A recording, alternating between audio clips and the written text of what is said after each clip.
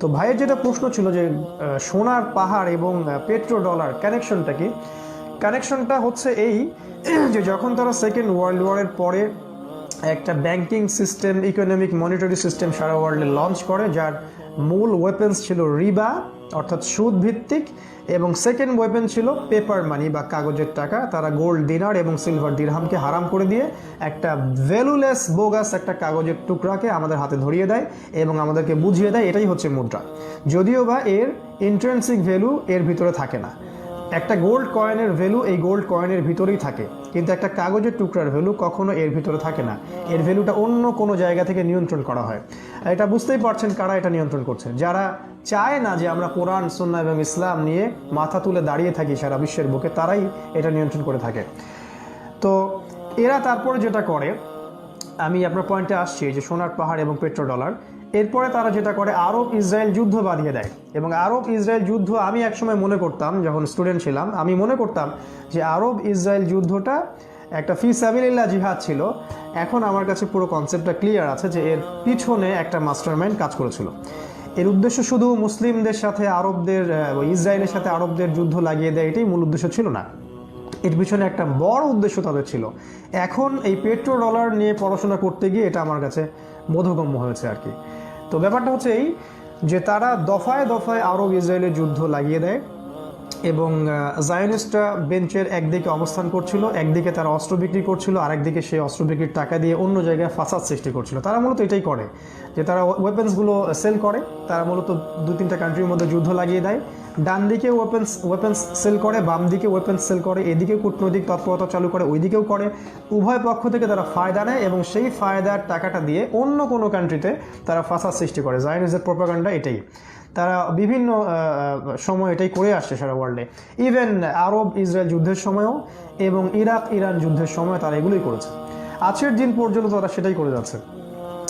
এরপর যেটা হয় সেটা আপনাদের চোখ টনক নড়িয়ে দিবে। এরপর যেটা হয় যে আমাদের যে আরব কান্ট্রিগুলো যখন ইসরায়েলের সাথে পেরে উঠছিল না, দেন তারা যেটা করে, তারা তো শান্তি চুক্তির মধ্যে চলে আসে এবং ইসরায়েলকে স্বীকৃতি দিয়ে দেয়। এটা আপনারা জানেন এই হিস্ট্রিগুলো।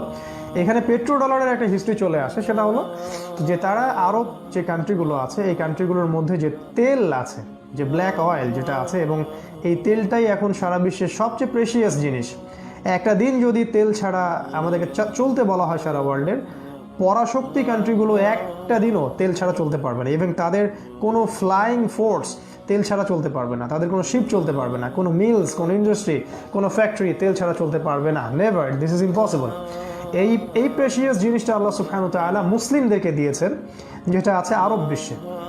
আর ইউফ্রেটিস বলতে শুধু ইরাককেই বোঝানো হয়নি, এখানে পুরো আরব কন্টিনেন্টকে বোঝানো হচ্ছে।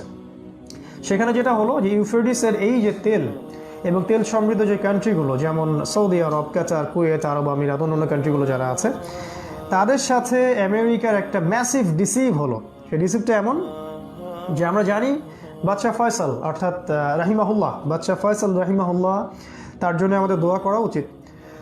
অ্যাটলিস্ট তিনি আহলে সৌদের বর্তমান যত বাদশাহ চলে গেল তার মধ্যে উনি মোটামুটি আল্লাহ সুবহানাহু ওয়া তাআলার বিধানগুলো ফলো করার ব্যাপারে অনেক বেশি কনসিয়াস ছিলেন। তিনি যেটা করেছিলেন, আরব ইসরায়েল যুদ্ধের সময় তিনি তেল বয়কট করেছিলেন।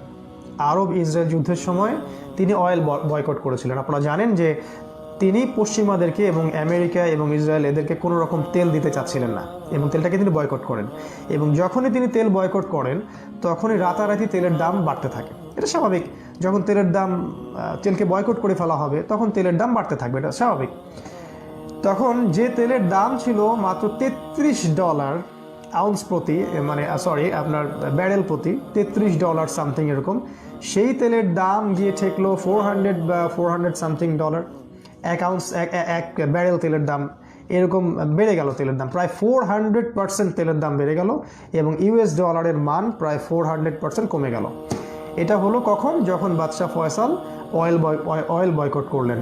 সৌদি আরবের প্রাক্তন বাদশাহ ফয়সাল রাহিমাহুল্লাহ তিনি অয়েল বয়কট করার ফলে এই ঘটনার সৃষ্টি হয়, অর্থাৎ ডলারের দাম একদম কমে যায়, 400% কমে যায় এবং তেলের দাম কিন্তু 400% বেড়ে গিয়েছিল। তারপর আমার কাছে মনে হয় যে এই সুযোগটারই অপেক্ষা করছিল জায়নিস্টরা।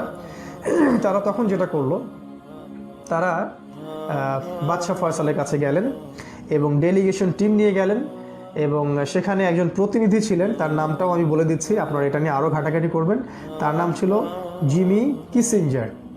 এই কিসিঞ্জার তিনি ছিলেন সেই ডেলিগেশন টিমের প্রধান এবং তিনি গিয়ে বাদশাহ ফয়সালের সাথে নেগোশিয়েট করার চেষ্টা করেন এবং অয়েল বয়কট তুলে দেওয়ার জন্য তাকে চাপ প্রয়োগ করতে চেষ্টা করেন বা রিকোয়েস্ট করতে চেষ্টা করেন, কিন্তু বাদশাহ ফয়সাল দাম কমাচ্ছিলেন না।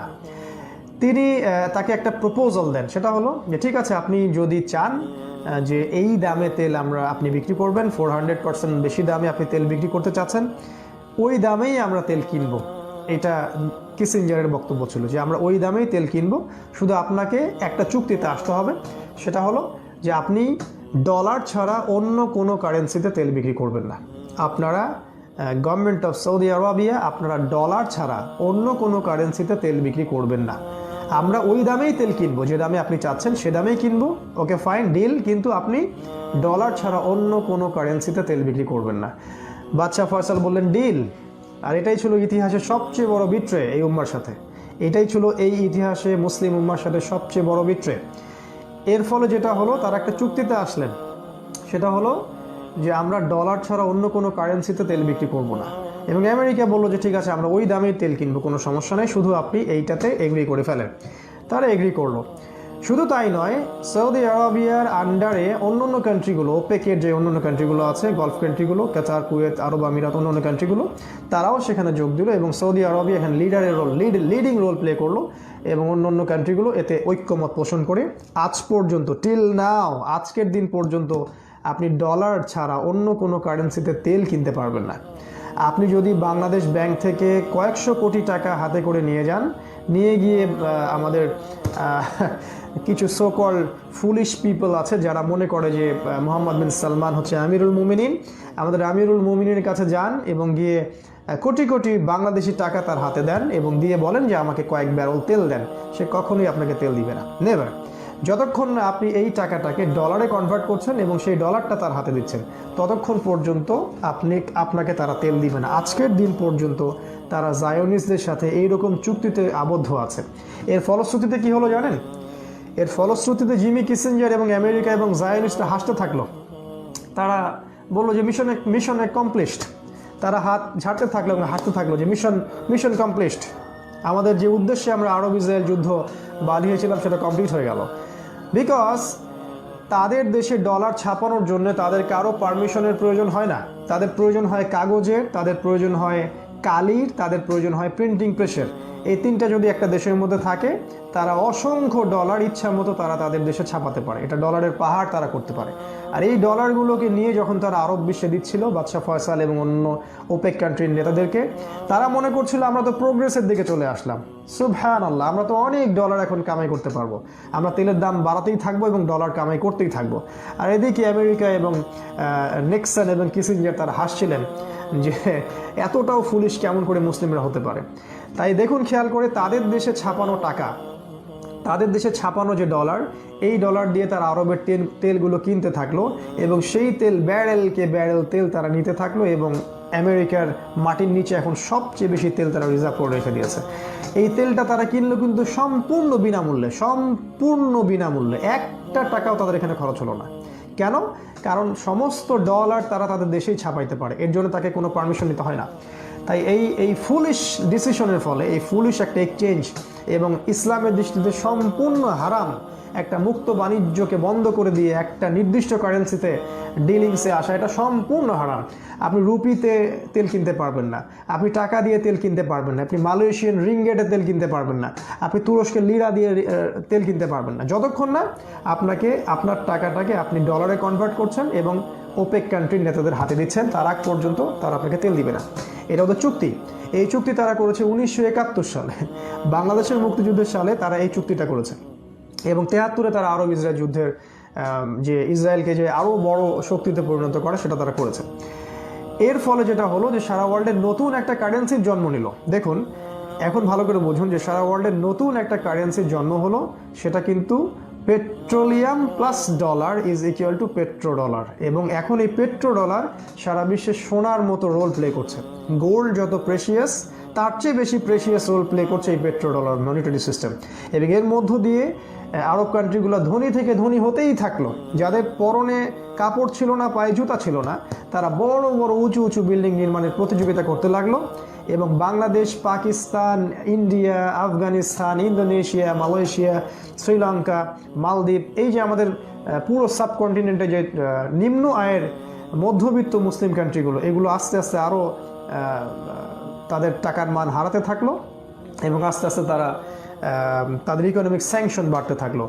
এখন প্রশ্ন হচ্ছে যে কোনো স্কলারকে আগে এই পুরো সিস্টেমটা বুঝিয়ে একটু ফতোয়া জিজ্ঞাসা করবেন যে ওস্তাদ বা শায়েখ বা আমির, যে এই সিস্টেমটা হালাল কিনা, এই সিস্টেমটা হালাল কিনা, যে আমরা শুধু ডলারের মধ্য দিয়েই তেল কিনতে পারবো, অন্য কোনো কারেন্সিতে তেল কিনতে পারবো না, সৌদি আরবিয়া যে এই চুক্তিটা করেছে এটা কি হালাল বা জায়েজ কিনা, এবং তারা যে পেট্রো ডলার মনিটারি সিস্টেমটা সারা ওয়ার্ল্ডে লঞ্চ করেছে এবং অন্যান্য আরব কান্ট্রিগুলোকেও তার সাথে নিয়ে আসছে, এর ফলে যে সারা বিশ্বের বিভিন্ন জায়গার মুসলিমরা আজকে নির্যাতিত হচ্ছে, শোষণের শিকার হচ্ছে, টাকার মান হারাচ্ছে, তাদের জীবনযাত্রার মান কমে যাচ্ছে, এটা ইসলাম জায়েজ করেছে কিনা, এটা জিজ্ঞাসা করবেন তাদেরকে যারা এইসব কান্ট্রির নেতাদেরকে আমিরুল মুমিনিন মনে করে। তারা অনেকে মনে করে যে আমি তাদের ক্রিটিক্স নই, তাদের ভালো জিনিসগুলোকে আমি ভালো বলতে দ্বিধা করি না, কিন্তু এই পেট্রো ডলার মনিটারি সিস্টেমটা এই বিংশ শতাব্দীতে এসে বিগত 100 বছরের মধ্যে সবচেয়ে বড় অপারেশন, সবচেয়ে বড় জুলুম ছিল সাধারণ মুসলিম জনগণদের উপরে, যারা নিম্নবিত্ত কান্ট্রির মুসলিম ছিল তাদের উপরে।